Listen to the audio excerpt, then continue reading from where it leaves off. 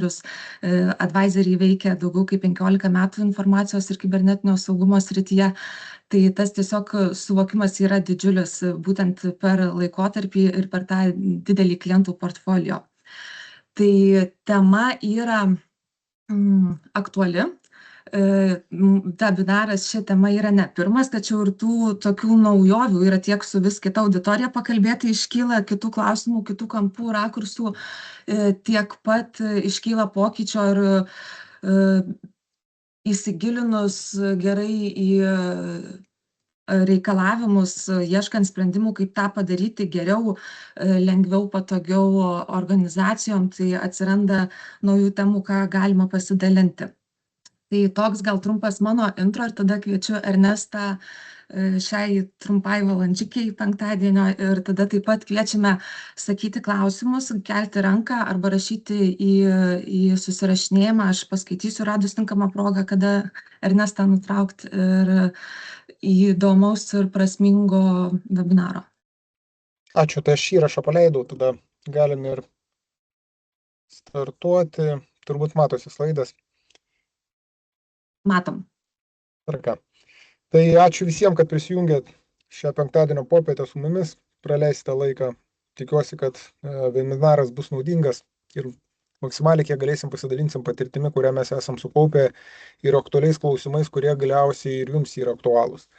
Tai tema yra, kaip pavadinimas čia, turbūt plačiaja prasme, tai yra kibernetinio saugumo valdymas energetikos sektoriuje. Aišku, jūs turite dabar nustatytus tam tikrus reikalavimus ir nustatytas tam tikras datas, tai turbūt mes ir konkretinsime, eisime net prie ESO rašto, kurį esat gavę ESO ir Litgrido raštą, kur yra numatyta data, iki kada turite pateikti kibernetinio saugumo audito ataskaitą ir saugumo atitikties deklaraciją. Šiek tiek apie save, tai mano patirtis daugiau kaip 15 metų kibernetinio saugumo srityje, 10 metų rizikos veiklos tęstinumo valdymo, esu ISACOS narys nuo 10 metų ir esu Lietuvos standartizavimo departamento techninio komiteto rizikos valdymas pirmininkas. Šiais metais baigėsi mano kadencija, perdaviau kitiems kolegoms, bet patirtį didžiulę sukaupiau. Tai yra techninis komitetas, kuris prižiūri 31 000 standartą, 22301 ir dar dalyvauju kitame komitete, kur mes prižiūrim 27 001. Paskui matysime, jie yra susiję ir su šita tema. Ir mano specializacijos, tai kibernetinis saugumas, rizikų valdymas, veiklos tęstinumas, mano sertifikatai matyti apačioje. Čia iš karto duodu QR kodą, jeigu kas norite prisijungti per LinkedIn paskyros, galite nusiskanuoti dabar ir prisijungti, priimsiu visus, kurie dalyvauja seminare. Jeigu norėsite užduoti po seminaro vienus ar kitus klausimus, galite drąsiai parašyti man LinkedIn paskyrą, aš mielai jums atsakysiu. Kita vertus, lygiai taip pat mes dalinamės per LinkedIn paskyrą, tai ir mano kolegė jau Giedrė minėjo, tai lygiai taip pat mus galėsite pasiekti ar per mano LinkedIn paskyrą, ar per mūsų advisory įmonės paskyrą.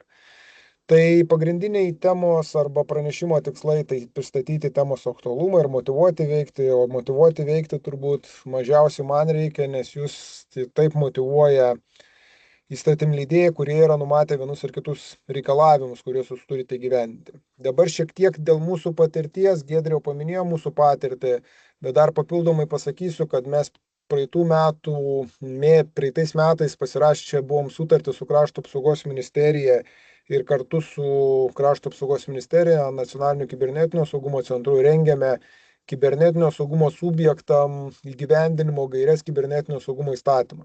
Tai šita patirtis mums leido tiek mūsų užsakovams, kurie energetikos sektoriuje padėti susitvarkyti tą atitikti, tiek netgi konsultuoti ir ESO dėl tų reikalavimų įgyvendinimo klausimais, nes prieš kokius 7 mėnesius mes pradėjom diskusiją, pas jos pačius buvo klausimų. Tų klausimų yra ir dabar turbūt, o jums yra dar daugiau klausimų, nes jūs turite įgyvendinti.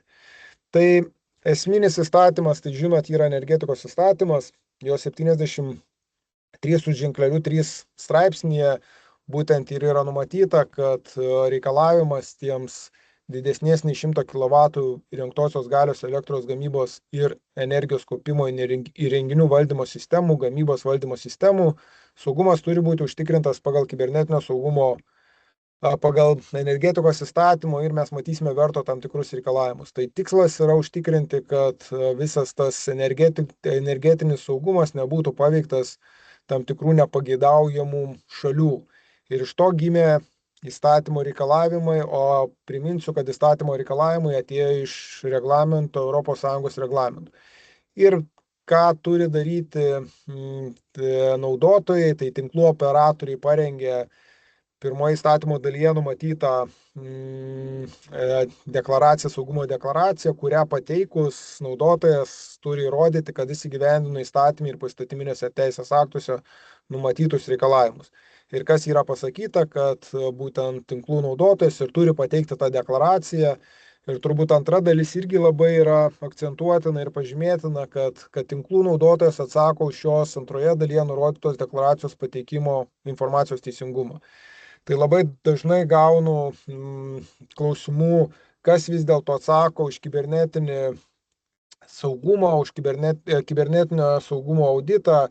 Tai už kibernetinio saugumo auditą atsako auditorius, bet kuriuo atveju jūs audito pagrindų rengiate deklaraciją ir ją pateikinėjate. Tai reiškia, jūs esate tie asmenys, kurie pasirašo tą deklaraciją. Tai jūs nešate irgi ir tam tikrą, pavadinkime taip, atsakomybę. Gerai, ir tada einam prie poįstatyminių teisės aktų, tai mes pasinagrinėsim du. Tai yra vienas dėl prisijungimo prie elektros skirstomųjų tinklų, kuris reguliuoja, sakykime, ESO daugiau veiklą, ir antras yra prisijungimo prie perdavimo tinklų, kuris daugiau reguliuoja Litgrid. Mes trumpai vadinsime, tai yra ESO PET reikalavimai ir Litgrid PET reikalavimai, arba bendrai tai yra PET reikalavimai.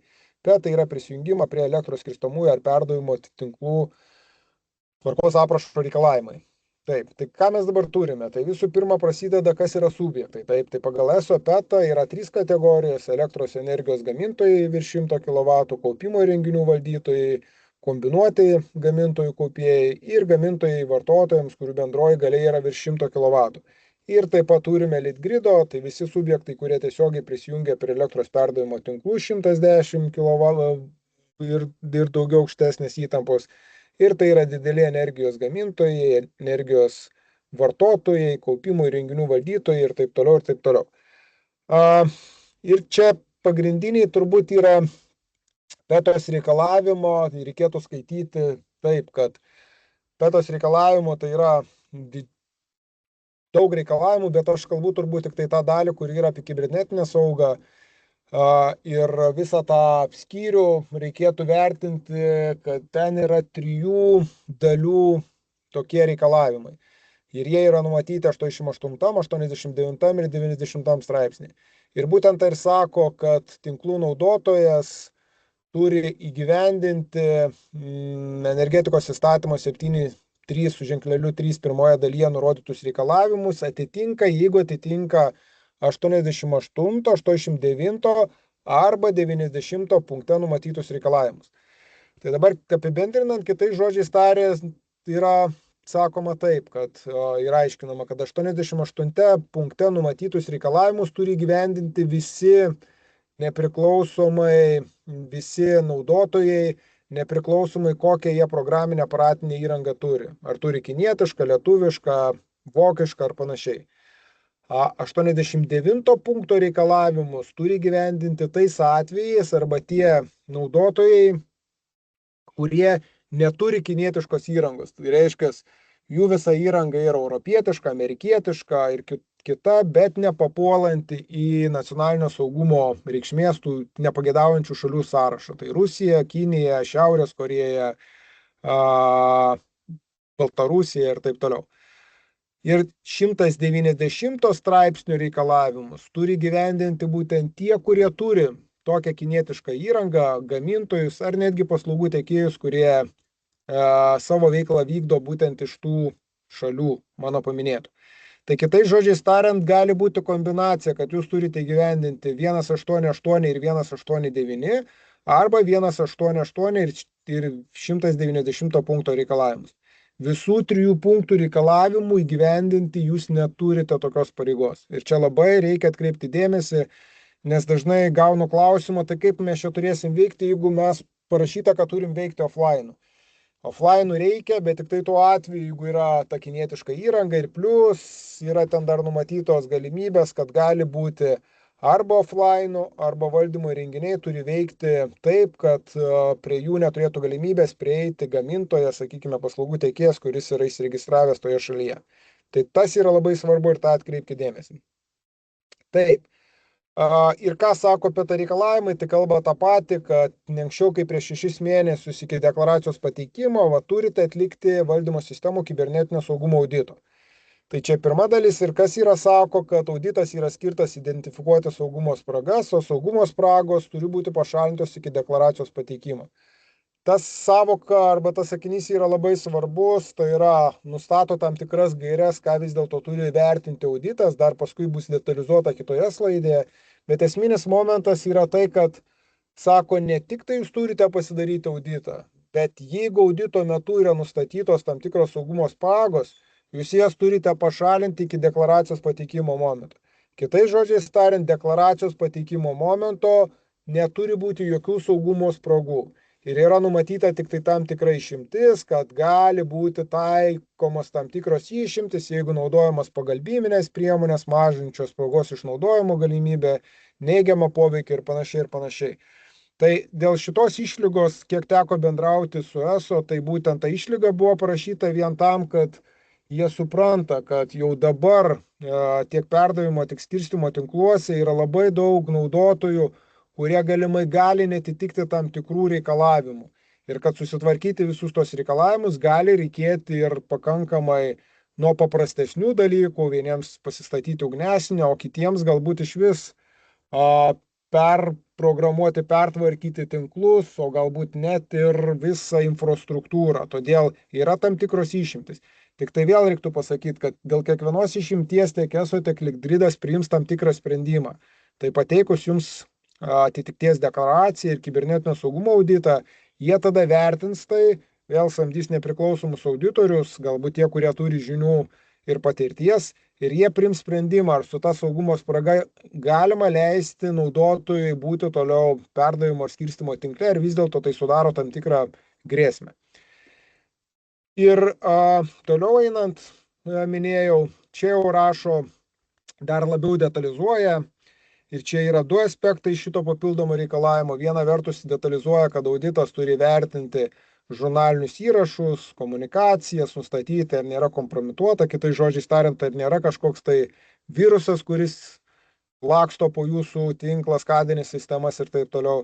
Įvertinti, ar pritaikytos saugumo priemonės, pavyzdžiui, ar yra ugnesinės, ar nustatytos taisyklės, ar aktualios jis veikia, ir ar pašalintos programinės įrangos saugumo spragos vadovaujantis gamintojų rekomendacijomis, aparatinės ar programinės įrangos. Tai čia pirma medalio pusė, tai reiškia, dar labiau detalizuoja, ką vis dėlto turi apimti kibernetinis saugumas. Ir mes paskui aš pasakysiu, kaip mes tą įgyvendinam ir šiek tiek biškį paaiškinsiu. Dabar antra medalio pusė šito reikalavimo, vis dėlto čia atsiranda pakartotinumas, tai yra pasikartojimas. Ir čia kalba, kad kartą į metus jūs turėsite atlikti kibernetinio saugumo auditą. Tai kitais žodžiais tariant, ką įstatymų leidėjas sako, kad tai nėra vienintelis veiksmas, kurio metu jūs atlikot auditą, pateikė deklaraciją ir jūs pamiršot kibernetinį saugumą. Ne, įstatymų visuma arba reikalavimų visuma suponuoja tai, kad pas jūs turės būti paskirti atsakingi asmenys, turės veikti procesai, turėsite užtikrinti programinės įrangos atnaujinimų, prieigų į valdymus, deaktyvuoti nenaudojamas paskyras, bet kiekvienais metais atlikti kibernetinio saugumo auditą. Tai pavyzdžiui, lyginant PETOS reikalavimus su kibernetinio saugumo įstatymu, o tarp kitko būtų įdomu, net jeigu jūs duotumėt grįžtamą į ryšį, ar yra tarp dalyvių tie, kurie, gal ir pabandykim šiek tiek dar sugrįžti susipažinimą. Pabandykit parašyti, ar jūs esate dalyviai, kurie esat naudotojai ir jums taikomi reikalavimai. Ar jūs esate vis dėlto galbūt rangovai, kurie nori padėti susitvarkyti naudotojams tos reikalavimus. Ir dar trečias dalykas, jeigu tarp auditorijos yra tų dalyvių, kuriems taikomi ne tik tai PETA ir kibernetinio saugumo reikalavimai, irgi brūkštelkite tai. Tai bus labai įdomu, aš galėsiu netgi dar padetalizuoti, pamatęs atsakymus tam tikrus klausimus. Trumpai Tai dabar- patikslinsiu kibernetinio saugumo įstatymo reikalavimai. Taip, kibernetinio saugumo įstatymo reikalavimai. Kas yra kibernetinio saugumo subjektai? Tai dabar antra medalio pusė, turbūt lyginant su kibernetinio saugumo įstatymu, kuo yra ypatumas PETA reikalavimų. Kibernetinio saugumo įstatymas numato, kad jūs kiekvienais metais ten turite atlikti rizikos vertinimus, atitikties vertinimus, bet kibernetinio saugumo auditą pasidaryti vieną kartą per 3 metus.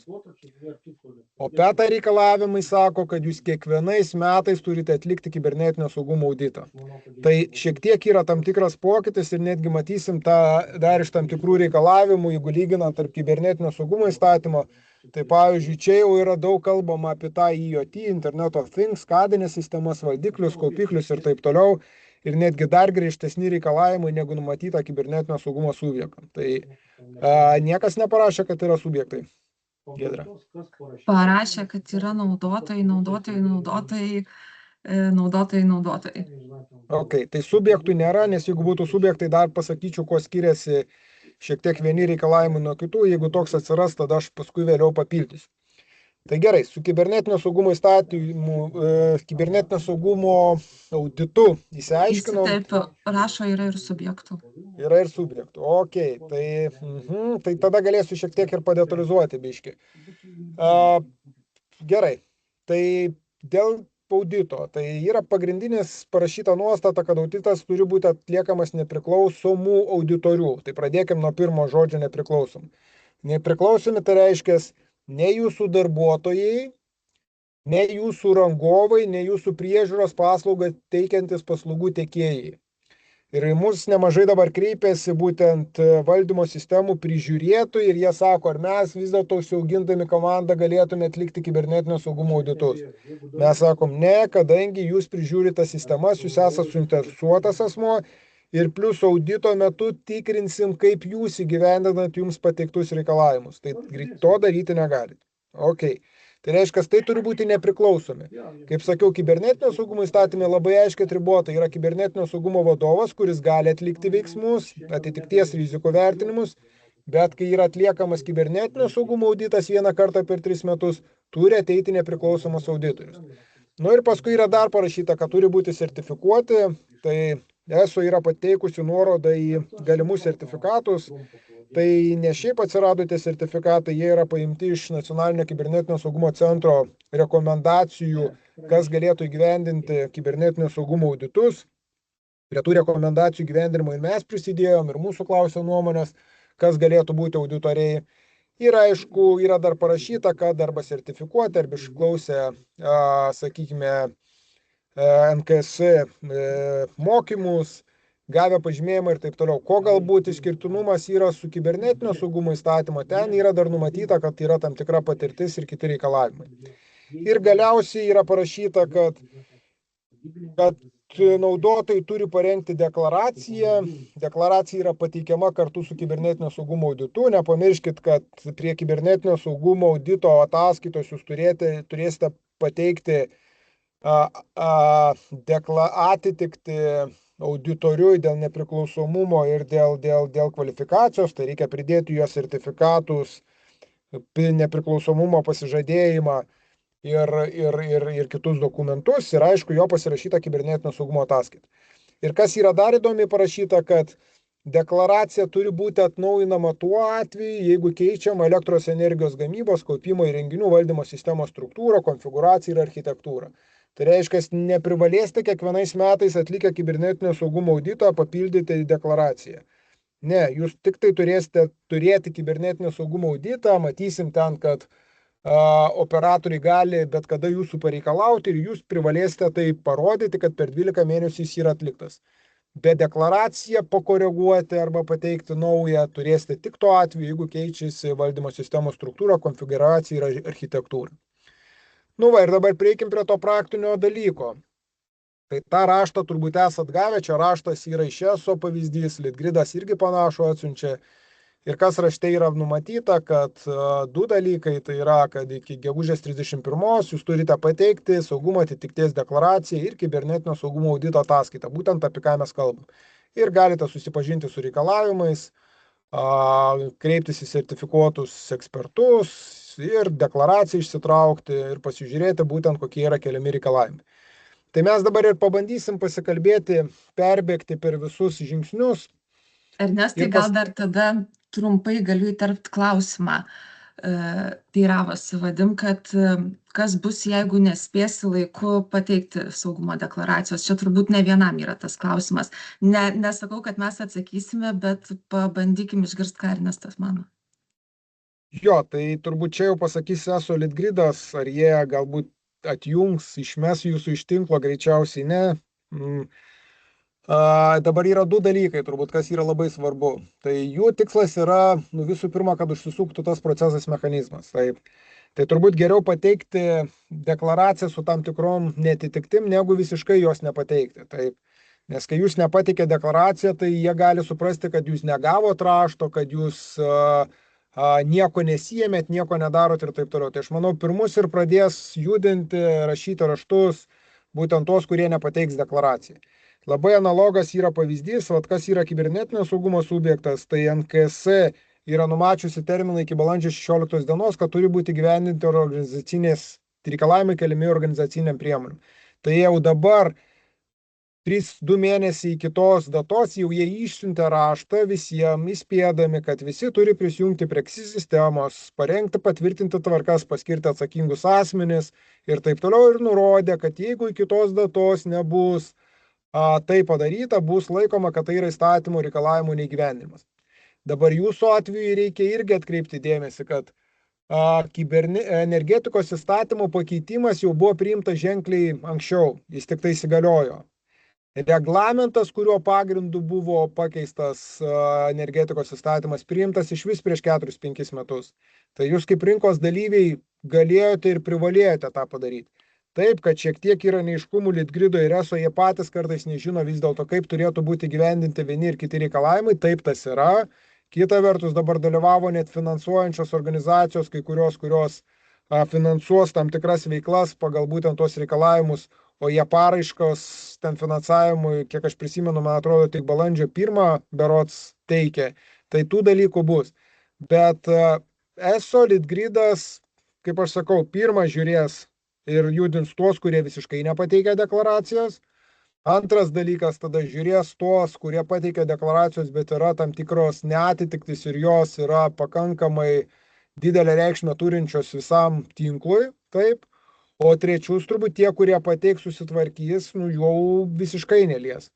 Tai kas yra parašyta, mes matysime, kad ESO turi teisę bet kada iš jūsų reikalauti, prašyti įrodymus apie tai, kad jūs įgyvendina tos reikalavimus. Tikiuosi, kad atsakiau tą klausimą. Netiesiogiai, kaip norėjot, bet bent į tą pusę. Dabar dėl reikalavimų įgyvendinimo. Mes sakome, kad reikalavimų įgyvendinimas apima 2 etapus. Pirmas tai yra pasirengimas kibernetinio saugumo auditui ir antras kibernetinio saugumo auditas. Į priekį nubėgsiu dėl kibernetinio saugumo audito. Jo tikslas yra įvertinti esamą padėtį.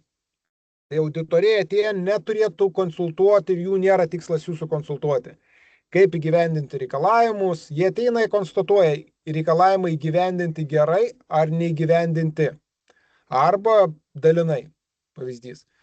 Jūs tada turėsite įrodyti, kad ne, kad auditoriai vis dėlto blogai suprato, pavyzdžiui, nėra ugnesinės, jūs sakote, ten pas mus nėra. Mes esame atsijungę nuo tinklo offline, tačiau turime ESO įrenginius, ESO nori pasiekti atitinkamus įrenginius, bet kadangi įrenginiai yra ESO, mes ugnesinės, pavyzdžiui, nestatom. Auditorius sako, bet vis tiek tada prieiga yra.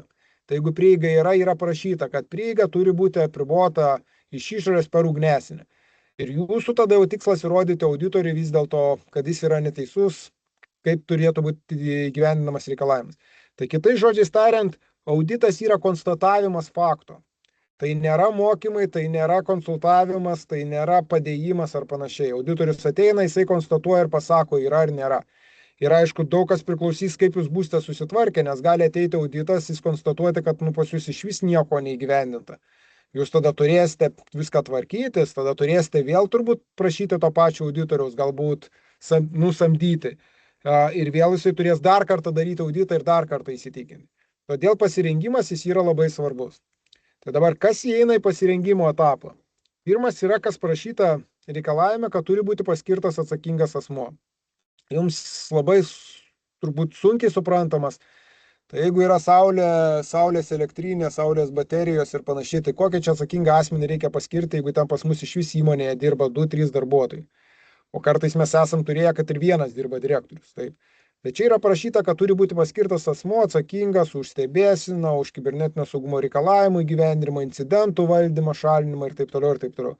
Tai tipiškai arba tai turi būti, jeigu didesnė organizacija gali eiti tas pats kibernetinio saugumo vadovas, jeigu yra mažesnė organizacija, galite paskirti atsakingą asmenį, įvardinti, kad jis vykdo tą funkciją, o jeigu dar mažesnė organizacija, samdyti išorės paslaugų tiekėją, kuris ir galėtų užtikrinti priežiūrą.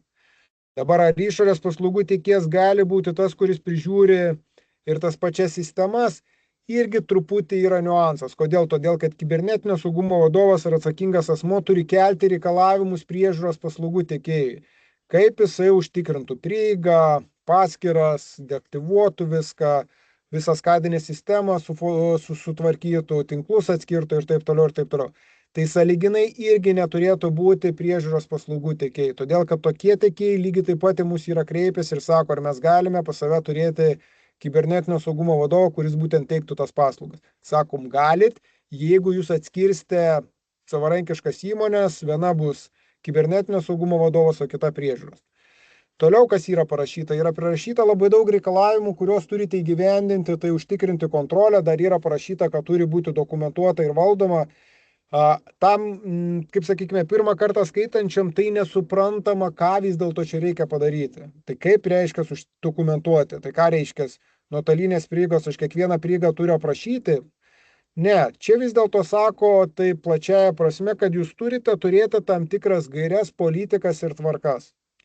Tai reiškia, turėtų atsirasti kibernetinio saugumo politika, už jų įgyvendinimą atsakingas tas pats CISO, už tam tikrus procesus irgi atsakingus.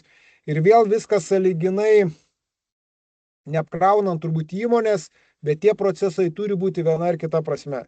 Tai jeigu parašyta reikalavimai slaptažodžiam, turi būti atsispindėti kažkur tai, kokie yra keliami reikalavimai slaptažodžiam. Paprastiem naudotojam, privilegijuotam naudotojam ir taip toliau. Tai mes patikėm, rengdami NKS ir KAMO projektą, parengėm tokias gairias, kas yra kibernetinio saugumo subjektai, tas gairias gali pasiekti KSI sistemoje. Tiem, kas nesate subjektai, tai reikėtų orientuotis į tai, kad reikėtų pasirengti tokį dokumentų paketą. Ir vėl, kadangi PETA reikalavimai nereikalauja taip detaliai kaip kibernetinio saugumo įstatymas, galima pasirengti vieną ir kelis dokumentus, bet juose svarbiausia, kad atsispindėtų tam tikros nuostatos. Nuostatos susijusios su rizikų vertinimu, jeigu jūs turite kinietiškos ir kitos įrangos, incidentų valdymas, žurnalizavimas, prieigų valdymas ir panašiai ir panašiai. Nesvarbu, kaip vadinsis dokumentas, svarbiausia, kad tai būtų turinys, kuriame atsispindės reikalavimų išpildymas, tų reikalavimų, kurie yra numatyta PETOS ir taip toliau taisyklėse. Kita vertus, nuo dokumentų visumos turbūt labai priklausys nuo to, kokią jūs turite įrangą, ar turite kinietišką ar ne. Priklausys net ir dokumentų visuma. Tai nuo ko reikės pradėti daryti greičiausiai, mes prieisime prie to klausimo, greičiausiai jums reikės pradėti pasirengti valdymo sistemų turto sąrašą ir labai savo aiškiai deklaruoti, tai ar turite kinietišką įrangą Šiaurės Korėjos, Baltarusijos, Rusijos, ar neturite. Jeigu turite, pas jūs turi atsirasti kibernetinio saugumo rizikos vertinimo tvarka. Jeigu neturite, galbūt tos tvarkos ir nereikės. Tai va, kiekviena ta tvarka irgi dar reikalauja arba yra sąlygota tam tikrų aplinkybių. Lygiai tas pats veiklos tęstinumas tiesiogiai nėra parašytas, kaip kad turi būti užtikrinta. Ten tarp eilučių yra, kad turi būti atliekami rizikų vertinimai ir taip toliau, tam, kad būtų užtikrintas veiklos tęstinumas. Tai irgi čia galima lankščiai pasižiūrėti. Vienu atveju turbūt bus rengiami veiklos tęstinumo planai, kas būtų, jeigu vyktų kibernetinis incidentas, kaip būtų atstatoma aparatinė programinė įranga, tinklas ir panašiais. Kitu atveju gal ne. Turbūt apie mokymus daug nekalbėsiu, įstatymas to nereikalauja, bet kaip aš sakau, jeigu jūs jau pasirenksite tvarkas ir paskirstite atsakingus asmenis ir pradės procesai, turbūt nesupažindinus darbuotojus su tomis tvarkomis arba procesu bus labai sunku tikėtis, kad kažkas kažką įgyvendins. Tai tiesiog bus, kad jūs pasirenksite, padėsite į stalčių, pamiršite prieš kibernetinio saugumo auditą, pasikelsite, pagalvosite, kaip čia dabar tos visus įrašus susirinkti, nes ten turite ir fiksuoti, ir dokumentuoti, ir visą kitą, tada pulsite ten per mėnesį, 2 mėnesius susirinkinėti tos įrašus, auditoriai ateis irgi nėra kvaili, pasižiūrės, tai sakys, turbūt čia paskutinę naktį rašėt, jo, sakysite, paskutinę naktį. Tai procesas jis iš principo neveikia. Tai viskas, kaip aš sakau, ne tik nuo tvarkų priklauso, bet ir nuo to, kaip tas tvarkas perduosite darbuotojams. Apmokysite juos arba jie nežinos, kaip įgyvendinti. Tai dabar, kaip aš sakiau, dėl valdymo sistemų sąrašo. Jeigu jūs pradėsite nuo tvarkų rengimo, viena iš tvarkų yra prieš paskutinio turto valdymo tvarka. Tai yra IRT turto valdymo tvarka. Ir mes tipiškai parengiam tvarkos priedą, kuriame yra surašomas visos naudojamos elektros energijos gamybos, kaupimo ir renginių valdymo sistemų komponentų sąrašas. Tai yra aparatinė, programinė įranga, tinklo įranga, prie tinklo dar prieisime, kompiuterizuotos darbo vietos ir taip toliau ir taip toliau. Tai tokį sąrašą reikia pasirengti ir svarbiausia, kad tam sąraše būtų parašyta, ar yra kinietiškos ir kitos įrangos ar nėra. Nes prisimenat, nuo to priklauso, ar jums bus taikomi 1.90 punkte numatyti reikalavimai ar ne. Tai tokį sąrašą turite turėti. Kodėl? Todėl, kad operatoriui pareikalavus jūs per 5 dienas turite ar operatoriui, ar auditoriui pateikti tokį sąrašą. Ir čia matysite, visų reikalavimas būtent skamba taip, kad tinklų naudotojas operatoriui pareikalavus turi per 5 dienas pateikti. Kas toliau yra? Toliau yra tinklo įrangos sąrašas, tai daugiau jis kalba apie ugnesinės. Ugnesinės jų gamintojai naudojimų licencijų sąrašai. Tai turite pasirengti ugnesinių sąrašo, kokios yra naudojamos licencijos ir vėl tas pats. Ar ugnesinių gamintojai yra kiniečiai, Šiaurės Korėjos, Rusijos ar ne. Irgi tas pats turto valdymo tvarkos vienas iš priedų, kur atsiranda tinklo įrangos sąrašas. Toliau jau reikalauja, kad pateiktumėt valdymo sistemų komponentų gamintojų, tiekėjų ir priežiūros paslaugos teikiančių tiekėjų sąrašą. Jeigu mes rengiam tvarkas, vėl tarp tų tvarkų, matot, yra trečiųjų šalių arba tiekimo grandinės saugumo valdymo tvarka, tai būtent mes parengiam priedą ir priedai jūs užsipildot būtent visus gamintojus, tiekėjus, priežiūros paslaugų tiekėjus. Ir čia 3 sąvokas. Gamintojai tai yra tas, kuris gamina komponentą arba įrenginį, tiekėjas, kuris pateikia, ir gali būti taip. Gamintojas kinietis, atstovauja europietis, pateikia europietis. Bet gali būti atvirkščiai. Gamintojas europietis, o jums tiekėjas yra pateikia Kinijos kompanija. Ir trečias variantas yra priežiūros paslaugų tiekėjai. Tai gali būti gamintojas kinietis, tiekėjas kinietis, priežiūros paslaugų tiekėjas kinietis. Ir gali būti vairūs variantai. Iki tokio lygio, kad turbūt gamintojai europiečiai, galbūt kiniečiai neprižiūrės, bet yra įvairių variantų. Toliau, kas yra reikalaujama? Tada jūs turite pasirengti administratorių turinčių prieigas prie valdymo sistemų sąrašą, mes taip vadinam. Tai yra prieigos valdymo tvarkos vienas iš priedų. Tai yra visi, kurie turi nuotolinės prieigas prie valdymo sistemų. Tipiškai jūsų atveju greičiausiai ir bus tie patys priežiūros paslaugos teikiantis paslaugų tiekėjų darbuotojai, kurie turi teisę nuotoliniu būdu prieiti prie jūsų valdymo sistemų. Tai ir jums atsakymas, tai jeigu sąrašą tokį turit pasirengti ir juos turite prižiūrėti, tai greičiausiai jie negali būti tie, kurie save prižiūri. Toliau, kas labai įdomi tokia nuostata yra, kad visi tie, kurie turi prieigas, ir čia nerašo prieigas loginės ar fizinės, visi turi pasirašyti, mes vadinam konfidencialumo pasižadėjimus, arba turėsite įrodyti, kad jie susipažino su energetikos įstatymu ir PETOS nustatytais reikalavimais.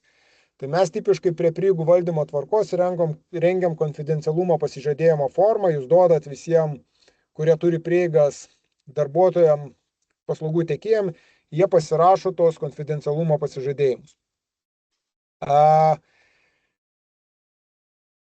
Vienas iš kibernetinio saugumo audito reikalavimų yra įvertinti žurnalinius įrašus, ar sistema nėra kompromituota, ar nėra įvykęs kibernetinis incidentas.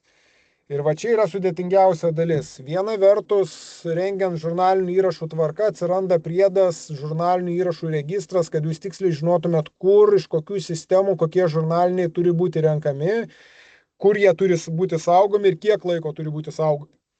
Kita vertus, iš praktinės dalies, tai nėra labai lengva. Kodėl? Todėl, kad pavyzdžiui, kažkas turi kokią kinietišką įrangą, kokį Huawei, ten ugnesinę ar dar kažkas. Ir jie negali prieiti prie gamintojo konsolės ir gamintojas atsisako pateikinėti žurnalinius įrašus. Tai jums iš karto galvos skausmas, kodėl? Todėl, kad auditorija ateis ir iš karto prašys, sakys, mums pateikit žurnalinius įrašus. Jūs sakot, mes žurnalinių įrašų nevaldom, žurnaliniai įrašai yra pas gamintojus, mes neturim ten jokio sąlyčio taško ir taip toliau. Tai čia vat yra vienas iš tokių techninių dalykų, kuris yra pakankamai sudėtingai įgyvendinamas. Ir ką toliau matom? Ir dabar tuo atveju, jeigu, priminsiu, tuo atveju 190 straipsnis. Jeigu jūs vis dėlto turite kinietišką įrangą, ar yra gamintojas, ar tiekėjas, ar priežiūros paslaugų tiekėjas, jūs privalote atlikti rizikų vertinimą. Kitais žodžiais tariant, jūs turite įsivertinti, tai kokios kyla rizikos, jeigu pas jūs yra gamintojas. Tai jeigu gamintojas yra online, tai rizika yra paprasta. Gamintojas gali įdiegti kokį backdoor arba virusą, o esam turėję visai nesenai incidentą, kaip iš tiesų spausdinimo renginiuose suradom, kad yra backdooras kinietiškoje įrangoje ir taip tas backdooras buvo padarytas su programiniu kodu.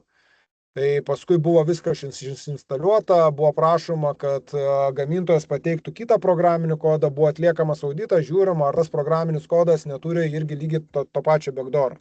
Tai va, rizikų vertinimas ir yra tikslas įsivertinti, tai kokios yra rizikos. Kita rizika, pavyzdžiui, turit saulės baterijas, jos yra kinietiškos. Tai ir yra tam tikri komponentai, kurie turi būti atnaujinti programinę įrangą. Tai iki tol būdavo greičiausiai jūs net nežiūrėdavot, bet priežiūros paslaugų tiekėjas užsako ten kokį kinietį, kuris atvažiuoja su savo laptopu, prisijungia prie jūsų, netgi niekur nevažiuodamas. Nuotoliniu būdu prisijungia, jūs sakot, ne, nuotoliniu būdu negalima. Tai jis tada atsiveža savo nešiojimo kompiuterį, prisijungia, įpučia ten, ką jisai nori, bet kokią programinę įrangą, sako, viskas atnaujinta, jūs patenkinti, einate, dirbate, o ką jis ten padarė, jūs net nežinot. Tai va čia ir yra rizikos vertinimas, ką jūs turite daryti to, kad tos rizikos nekiltų. Ir atlikus rizikos vertinimą, tada jau rizikos vertinimo ataskaitą turite pateikti būtent kartu, ne pateikti, bet turėti ir pareikalavus šitą operatorių, jūs turite pateikti rizikos vertinimo ataskaitą. Ir kas yra įdomu, kad rizikos vertinimas yra lygiai tas pats pasikartojantis veiksmas, kur jeigu jūs jau turite tą kinietišką įrangą ar gamintoją, tai kiekvienais metais jūs turėsite atlikinėti rizikos vertinimo. Ir rizikos vertinimas yra ataskaita ir rizikų valdymo priemonių planas. Ką jūs darote, kad neįvyktų ta rizika. Tai pavyzdžiui, ką jūs darote su kinietiška įranga, kaip jūs ją atnaujinate. Tvarkoj, tada jūs sakot, pas mane priemonių planas toks. Ar ten kinietis, ar europietis, visas tada atvažiuoja su savo laptopu, tą programinį kodą kelia į mūsų programinę įrangą, į neprograminę, sakykime, į tam tikrą darbo vietą. Mes tikrinam tada, ar ten nėra kažkokio tai spragų, backdooro ir taip toliau, tada įrašom savo nešiojimo kompiuterį, tada kartu su juo važiuojam, tada jisai prie mūsų įkelia tą programinį kodą ar atnaujinimą ir taip mes užtikrinam riziką susijusią su kinietiška programinės įrangos atnaujinimu arba priežiūros paslaugų teikėjų. Tai turi būti konkretus priemonių planas, o ne tiesiog, kad mes turim riziką, mes ją valdom, bet nežinom, kaip mes ją valdom. Visą tai, ką aš susakiau, mes esam parengę tokią atmintinę. Aš ją parodysiu, truputį pasidalinsiu. Ir visiems dalyviam mes paskui galėsime pateikti ir aš pereisiu prie kibernetinio saugumo audito. Atmintiniai, kaip matysite, yra detaliai surašyta, kas yra pasirengimas ir visi tie dalykai, ką jūs turite pasirašyti. Ko aš galbūt nepaliečiau, kad turite taip pat turėti valdymo sistemo duomenų perdavimo tinklų schemos, asmenų turinčių teisę fizinę prieigą turėti prie valdymo sistemų sąrašos. Tai visas tas sąrašas jums bus patiktas, galėsite jūs lygiai taip pat pasinaudoti. Ir dabar perinam prie pačio audito, nes mes Gal Ernestai, kadangi prieš pereinant jau baigėjai apie deklaraciją, tarkim, kalbėt, kas bus reikalinga deklaracijai, parašė Edita į susirašinėjimą, tai dar galim pasvarstyti. Gavome iš ESO išaiškinimą, kad saugumo atitikties deklaraciją teikia rangovas, ne naudotojas. rangovas. Jo, kažkaip keistai skamba, bet ar turi minčių? Minčių neturiu, nes labai aiškiai parašyta įstatymė, kad deklaraciją teikia naudotojas. Tai Plius jūs, plius naudotojai ir gavo tą informaciją. Nuostatą galiu pateikti. Tai šito išaiškinimo nemačiau, būtų labai įdomu išgirsti, bet įstatymė aš matau, kad turbūt, tuoj pažiūrėkim. Tinklų naudotojas turi pateikti saugumo atitikties deklaraciją. Įstatymė labai aiškiai yra parašyta. Ir tinklų naudotojas atsako už pateiktos informacijos teisingumą. Tai čia tada gal tik ateičiai, Edita, jeigu ką, mums būtų įdomu pamatyti tą ESO išaiškinimą, ar ne, nes tai galėtume tada prašytume atsiųsti mum elektroniniu, galėtume ir mes laikas nuo laiko irgi pateikėm išaiškinimus, kad mums pateiktų vertas oficialius, nes vis tiek darydami auditą mes turime labai tvirtą turėti pagrindą. Tai pavyzdžiui, vienas iš paskutinių mano užklausimų buvo, mes buvom parašę dėl rizikų vertinimo ir mes sakėm, kad kibernetinio saugumo įstatymai yra numatytas, kad visada rizikų vertinimas yra atliktas. Ir mes sakom, tada labai aiškiai pasakykit, ar rizikų vertinimas reikalingas tik tai, kai yra kinietiška įranga, ar ta prasme rizikų vertinimas turėtų būti atliktas bet kuriuo atveju. Tai dabar turim oficialiai išverto išaiškinimo, kad siekiant sumažinti biurokratinę naštą tinklo naudotojams, deklaruojame, kad rizikos vertinimas turi būti atliktas tik tuo atveju, jeigu yra kinietiška įranga ar gamintojai. Tai tokius išaiškinimus laikas nuo laiko ir mes paprašom, kad mums pateiktų. Gerai, kibernetinio saugumo auditas. Dvi dalis. Technologinis vertinimas ir procesinis arba atitikties vertinimas. Tai dabar technologinis vertinimas irgi iš dviejų dalių susidaro. Pirma dalis tai yra įstatymė parašyta, kad auditas turi identifikuoti saugumo spragas, o aptiktos saugumo spragos turi būti pašalintos.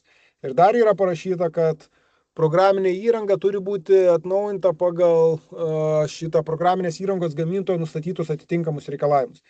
Kitais žodžiais tariant, ką mes sakom, tai turėtų būti atliktas tam tikrų komponentų ir skadinės sistemos skanavimas tam, kad įsitikinti, ar yra, sakykime, deaktyvuotos tam tikros prieigos, tai jeigu, kas žinote, ugnesinė sportai ir kiti dalykai, ar ugnesinė, ta prasme, tinkamai sukonfigūruota, ar yra atnaujinta programinė įranga, ar programinė įranga neturi saugumo spragų, net ar programinė įranga neturi backdooro. Kitaip apart skanavimo to negalima padaryti. Ir vėl skanavimas, jeigu jūs veikiate online, tai VPN gali prisijungti auditoriai ir paskanuoti. Jeigu jūs neveikėte, offline veikiate, auditoriai važiuoja į vietą, stato savo įrenginį ir skanuoja būtent sistemą vietoje. Ir vėl paskutinis sakinys labai svarbus. Nuskanavo, nustatė, kad pas jūs yra saugumo spragos, kritinės, aukštos rizikos ir taip toliau, davė rekomendacijos. Jūs turite jas susitvarkyti ir jūs turite prašyti ir netgi galvoti, kad auditas greičiausiai turės dar kartą praskanuoti. Nes jeigu jis atiduos tą audito ataskaitą kartu su saugumo atitikties deklaracija, kur parašyta, kad yra saugumo spragos, tai jūs nesvarbu, ką jūs parašysite saugumo atitikties deklaraciją, audito ataskaitui bus parašyta, kad yra. Tai reiškia, turi būti taip, kad yra pirma nustatoma, tada jūs susitvarkote, tada dar kartą skanuojama ir kai nustatoma, kad nėra saugumo spragų, tada viskas surašoma į kibernetinio saugumo audito ataskaitą. Arba gali būti taip, kad pirminio audito vertinimo metu nustatytos, pakartotinai atlikus vertinimo saugumo spragos yra nustatytos, kad jos yra tinkamai pašalintos. Dabar antra dalis, kas yra technologinės dalies, tai čia vadinkime patikrinimas vietoje, nes yra parašyta, kad neturi pasiekti interneto resursų, kad prievadai turi būti deaktyvuoti, kad fizinė prieiga turi būti valdoma, užtikrinta ir panašiai ir panašiai. Kitais žodžiais tariant, auditorius turi važiuoti į vietą, ten, kur yra sistemos valdymo įrenginiai ir vietoje žiūrėti, ar tie reikalavimai yra tinkamai įgyvendinti.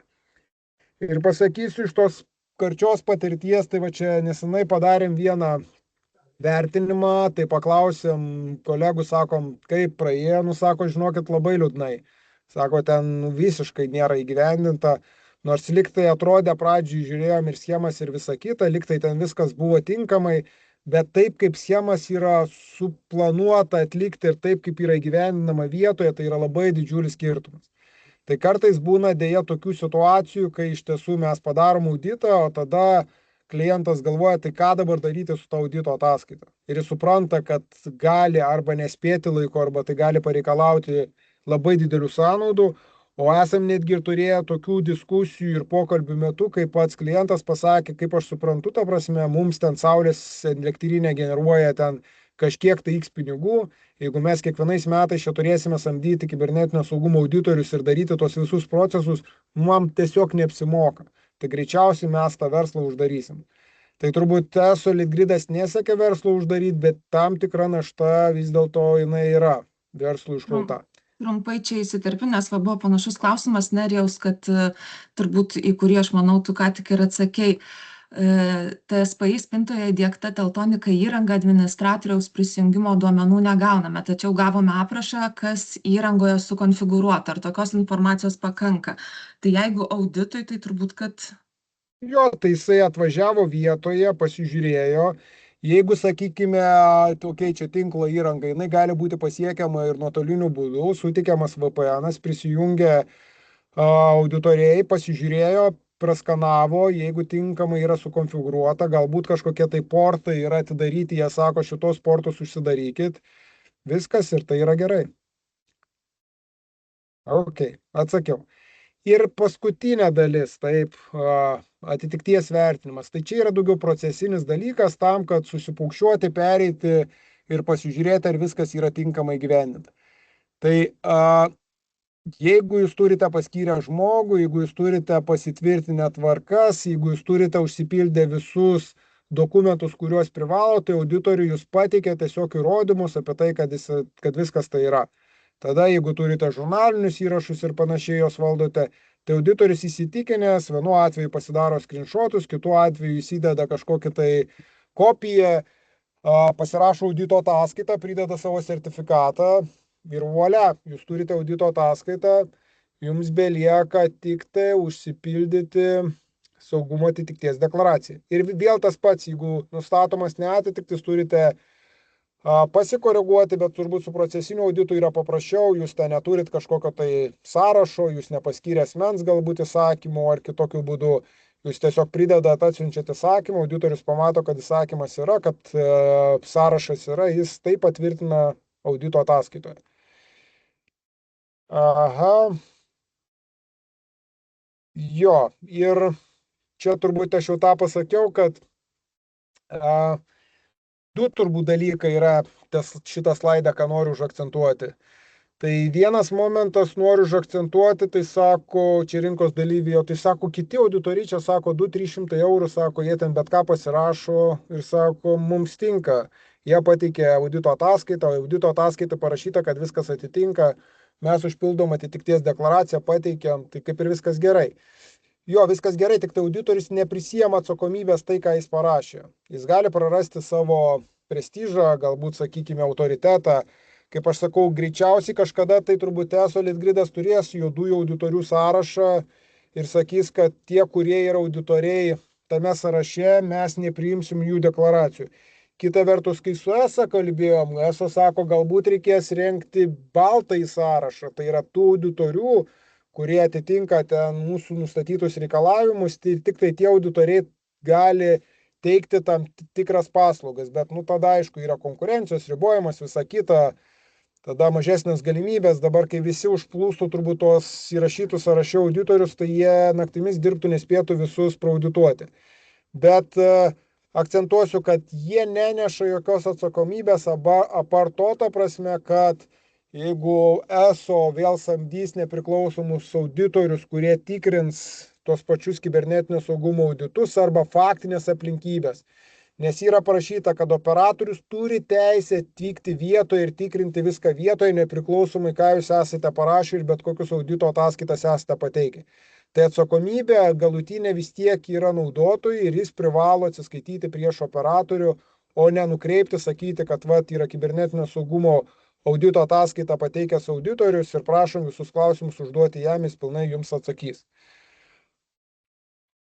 Tai iš mano pusės tiek. Kaip aš sakiau, pateiksim šitą instrukciją, čia yra dar detaliau aprašyta ir apie patį auditą ir sudėtos irgi atitinkamos nuorodos, kurios yra būtent pagal jūsų pateiktą raštą. Kokie būtų klausimai? Tai aš tai tik matau, kad Edita atsakė, ką atsakė ESO, kad informuoju, kad saugumo deklaraciją pateikia kliento rangovas per rangovo portalą kartu su elektrinės deklaracija. Toks buvo jūsų atsakymas. Jo, tik tai vėl dabar nemaišykit dviejų dalykų. Pateikia rangovas, o pasirašo naudotojas. Tai bet kuriuo atveju deklaraciją turi pasirašyti naudotojas ir jis neša visą atsakomybę. Čia jūs daugiau kalba dabar apie pateikimo procesą. Supratom, bent jau aš. Tvarkoju, aš gal tada belaukiant kitų klausimų dar vieną paskaitysiu. Ir va, ką Ernestas minėjo, kad kiti paslaugų teikėjai, kurie teikia tas deklaracijas, sakykime, pildymą, kad tenka išgirsti iš klientų, kad atitikties nenori susitvarkyti, nori tiesiog deklaracijos. Tai čia įstatymas yra taip, nuostatos yra sudėliotos taip, kad reikia tuo galvoti, kaip tuo reikės gyventi nuolatos. Galbūt bandant kažkaip nuo galbūt nesudėtingiausių dalykų, bet vis tiek reikia galvoti, kaip tą kibernetinį saugumą reikia integruoti pas save ir iš tikrųjų, ką ir dažnai kalbame, išgirstu ir iš Ernesto, apskritai galvoti apie tai, jungiant ir kas aktualu ir apklausiam, ar yra čia kibernetinio saugumo subjektų pagal kibernetinio saugumo įstatymą. Tai yra ir tokių klientų, ar ne, kurie turi reikalavimą dabar ir iš ESO ar Litgrid ir pagal kibernetinio saugumo įstatymą. Tai jiem jau yra lengviau. Nes jie jau turėjo įstatymų reikalavimus pagal kibernetinio saugumo įstatymą, ten irgi daug visokių reikalavimų ir čia yra, tarkim, mes kaip teikiame kibernetinio saugumo paslaugą savo klientam, kurie yra kibernetinio saugumo subjektam ir kurie gavo raštus iš ESO, mes integravome tą į jau rengiamus darbus. Plus yra technologinė dalis, tos mes neliečiam, tą liečiam su partneriais. Bet ką norėjau paakcentuoti, kad tas kibernetinis saugumas turi būti vis tiek vienam ar kitam įmonės lygmenyje, strateginiam. Ir kita vertus vėl įstatymas neleidžia jums pateikti tik tai saugumo ateities deklaraciją. Yra labai aiškiai pasakyta ir ką akcentavo ir ESO rašte, jūs turite pateikti ir kibernetinio saugumo audito ataskaitą. Tai reiškia, jūs turėsite vis tiek pateikti 2 dokumentus. Tai vien užpildant deklaracijos nebus reikalavimas įgyvendinamas tinkamai. Ir klausimas buvo dar Povilo, ką rekomenduojate naudoti visam šitam dokumentų valdymui? Rinkoje šiuo metu yra angliški įrankiai, o kaip su lietuviškais, ar ką nors galite pasiūlyti? Tai jo, čia turbūt ne šitos temos dalis, bet pasirengimui jūs turite du galimus dalykus. Taip. Tai kol kas spetos reikalavimo energetikos įstatyme nėra takoskyros tarp, sakykime taip, tarp pasirengimo audito ir pačio audito. Nėra pasakyta, kad tas pats paslaugų teikėjas negali ateiti padėti jums pasirengti, o paskui atlikti audito. Kibernetinio saugumo įstatyme šiek tiek yra takoskyra to parašyta, nes jūs turite rengtis tvarkas visą kitą kiekvienais metais atlikinėti ir tada nepriklausomai, kas rengia, kas atlikinėja, bet nepriklausomą audito turi ateiti visiškai nepriklausomi auditoriai. Petos reikalavimo tų dalykų nėra, tai jūs turite 2 galimybės. Jūs tiesiog samdot tą įmonę, kuri gali parengti visas tvarkas, surinkti visą dokumentaciją ir tuo pačiu jinai atliks ir auditą.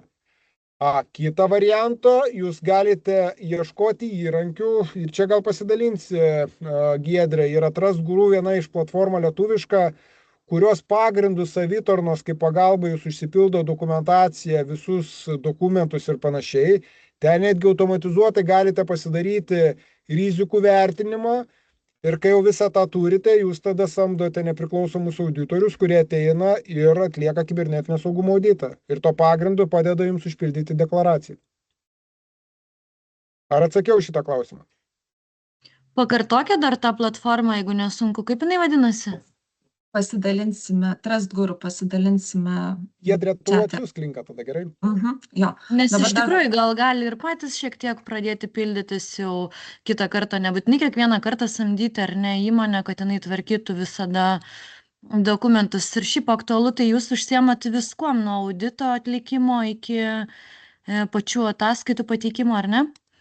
Jo, tai mūsų ta specializacija yra labai plati, mes auditus atlikinėjom 10 metų, prieš tai visas valstybės sektorius ir visos kontroliuojančios organizacijos, išskaitant ten mokesčių inspekciją, sodrą ir visus kitus. Tai tos auditus atlikinėjom, tiek jie buvo atlikinėjami pagal kibernetinio saugumo įstatymą. Dabar pagal naują kibernetinio saugumo įstatymą auditai bus atlikinėjami vieną kartą per 3 metus, bet ten atsiranda reikalavimas turėti kibernetinio saugumo vadovą. O mes teikiam ir kibernetinio saugumo vadovo paslaugas. Petos reikalavimuose yra visai kitaip suformuluota. Čia yra atsakingas asmuo už taip ir taip toliau. Tai čia nėra taip tiesiogiai parašyta, kad turi būti kibernetinio saugumo vadovas. Ne, turi būti paskirtas asmuo, kuris turi ten patirtį ir kvalifikaciją. Bet kas yra parašyta, kad auditas turi būti atliekamas nepriklausomų auditorių, kurie turi sertifikatus ir kitus dalykus. Tikiuosi atsakiau klausimą. Dalinai atsakėte, čia buvo gal labiau klausimas orientuotas į tai, kaip viską sukontroliuoti, kai yra daugybė dokumentų, jų priedų ir viską reikia naujinti. Dokumentai turi būti gyvi, kaip tai palaikyti. Nu tai va čia ir turi tas būti nuolatinis procesas, tai čia jau kalbam apie kibernetinio saugumo valdymą. Dokumentacijos valdymas, atnaujinimas, visa kita, tai yra sudėtinė atsakingo šiuo atveju CISO arba kibernetinio saugumo vadovo, jeigu tokį turite, jeigu neatsakingo asmens atsakomybių dalis, jisai turi peržiūrėti, atnaujinti dokumentaciją. Tai visų pirma mes kalbam apie tvarkas, bet dar jisai turi atnaujinti ir visus, tos vadinamam kaip priedų sąrašus, tai lygiai tas pats valdymo sistemų komponentų sąrašas, jis turi būti nuolat atnaujinamas. Administratorių sąrašas nuolat atnaujinamas, netgi prieigų valdymui turite vesti, kokios yra prieigos suteikiamos, nuotolinės, fizinės ir panašiai. Tai viskas tas turi būti laiku, kaip sakau, up to date. Nesakau, įstatymas yra numatęs paprastai 5 darbo dienos, jūs gavot užklausimą, arba jūs tada per 5 naktis sugebat viską susitvarkyti ir priduoti ESO arba Litgridui, tik tai aišku, kibernetinio saugumo ataskaitą turbūt jūs nepagaminsite tai, arba jūs tos procesus užtikrinat nuolatos tam, kad pareikalavus jūs galėtumėt per 5 dienas visą tai pateikti. Čia dabar nežinau tiksliai, ar galėsim atsakyti vadimo klausimą, bet pabandom. PETA 197.2 punktas nustato, kad kai taikoma 197 punkto režimas, tai yra gamintojai, tiekėjai nėra iš grėsmę keliančių valstybių, valdymo sistema turi būti atskirta nuo viešųjų ryšių tinklų interneto, naudojant ugniasienę, kuri turi palaikyti DPI, IDS, IPS, AV. Ir visas įeinantis srautas privalo būti tikrinamas remiantis šiomis funkcijomis. Pas mus rangovas pastatė teltonikos routerį, kuris turi IPsec VPN iki ESO. Ir viskas. Naudotojas, tai yra klausiančioji organizacija, neturi tinklo prieigos į valdymo sistemą, įeinančios rauto nėra, tik VPN iki ESO, kurį jie patys ir naudoja. Ar tai vis tiek reiškia, kad teltonikos routeris turi būti pakeistas į daug žodžių DPI, IDS, IPS? Suprantu, ko čia reiktų turbūt pasianalizuoti visą tą schemą, čia jau architektūrinė schema, bet čia turbūt vienas iš tų atvejų, kaip aš sakiau, kad su vienu klientu mes diskutavom, klientas sako, aš eisiu į offline režimą, viską atjungsiu, sako, bet negaliu išspręsti, ką daryti su ESO įrenginiais, kurie valdo būtent tinklo, sakykime taip, prisijungimą prie tinklo, nes jie turi veikti online ir ESO ta pati turi pasiekti būtent tą prieigą turėti online. Tai šiuo atveju tas ir yra, turbūt ir yra pasakyta, ir eso neatsitiktinai įdėjo tą ugnesinę, aš suprantu kaip pareikalavimą, kad turi būti atribota prieiga online, sakykime, per tam tikrą ugnesinę. Tai netgi šiuo atveju dabar mes sprendžiam, bet greičiausiai jie statys ugnesinę, visus kitus valdymo įrenginius padarys online ir per ugnesinę bus paduodama tik tai eso, sakykime, ta valdymo įrenginiai. Tai, žinokit, į šitą klausimą aš tai siūlau geriau mums pasidaryti atskirą sesiją, čia yra daugiau techninis klausimas. Tai mes galėsim tada pasinagrinėti ir pabandyti išspręsti jūsų situaciją ir padėti susikonfigūruoti. Vadim, susirašysim. Tvarka. Ar dar turim klausimų?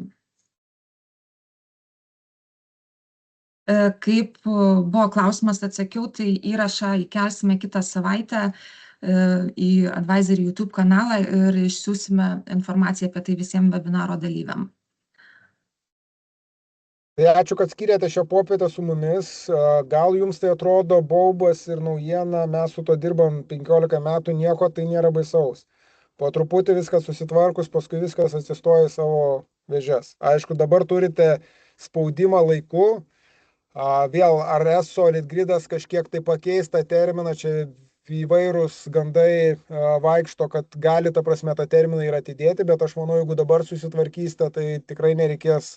Arba bent jau pradėsite. Arba bent jau pradėsi, nes iš tiesų turim dabar, kurie ateina, sako, mes dabar tik pradedam ir norim suprasti, apie ką tai eina kalba. Tvarka, tai ačiū visiems.